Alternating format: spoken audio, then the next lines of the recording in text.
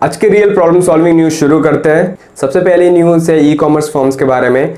जैसे कि आपको पता है कि लॉकडाउन 3.0 चालू हो गया है, दैट इज़ 4 मई से चालू हो गया है। इसके regarding ministry of home affair ने अपनी कुछ गाइडलाइंस निकाली थी कि जो रेड जोन है, ऑरेंज जोन है और ग्रीन जोन है, उसमें से कौन कौन सी सर्विसेज परमिटेड होगी और कौन कौन सी सर्विसेज प्रोहिबिटेड होगी। तो उसमें स्पेसिफिकली रेड जोन में कहा गया था कि जो ई कॉमर्स सर्विसेज होंगी नॉन एसेंशियल चीज़ों के लिए वो बैन रहेगी, बट ऑरेंज और ग्रीन जोन के लिए उसमें कोई भी बात नहीं की गई थी कि ई कॉमर्स की कौन सी सर्विसेज परमिटेड होगी और कौन सी सर्विसेज बैन होंगी। तो ई कॉमर्स फर्म ने इसका मतलब कुछ ऐसा निकाला कि अगर कुछ भी लिखा नहीं हुआ है, मतलब प्रोहिबिटेड नहीं किया गया है, तो ये परमिटेड होगा। तो CAIT कम्युनिटी जो हमारी ट्रेडर्स और स्मॉल बिजनेस की कम्युनिटी है, तो उन्होंने इस चीज़ का विरोध किया है कि अगर गाइडलाइंस में कुछ चीज़ें लिखी नहीं गई है तो इसका मतलब आप ऐसा नहीं निकाल सकते कि ये परमिटेड होगी। सो यहाँ से आप एक चीज़ सीख सकते हो कि कहीं पे भी किसी भी गाइडलाइंस या किसी और जगह पे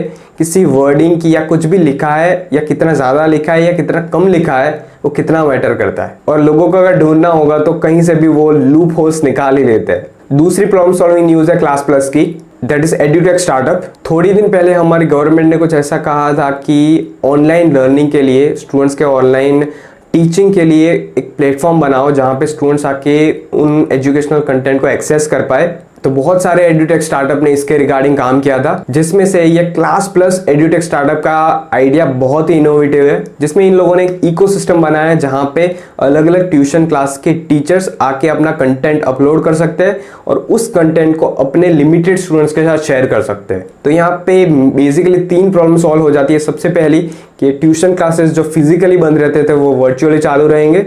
दूसरा कि उनको जो पेमेंट कलेक्शन करना होगा वो ऑनलाइन कर पाएंगे। और तीसरा, स्टूडेंट्स का एजुकेशन का जो लॉस हो रहा था वो अब लॉस नहीं होगा। So I think it's a great initiative. यहाँ पे आपको लगेगा कि ये हमारा कंपटीशन होगा, but it is not a competition. For example burger king और कोका कोला को देखें तो उनका जो कस्टमर सेगमेंट है वो ऑलमोस्ट सेम है, but still they are non competing brands. और एग्जैक्टली यही केस हमारे साथ भी है, स्टूडेंट्स रूट के साथ भी है। तीसरी प्रॉब्लम सॉल्विंग न्यूज़ है IIT दिल्ली से, जिनके स्टार्टअप एटेक्स ने एक अफोर्डेबल फेस मास्क बनाया है जिसका नाम है कवच, और इसे कहते हैं ऑन टाइम सॉल्यूशन देना।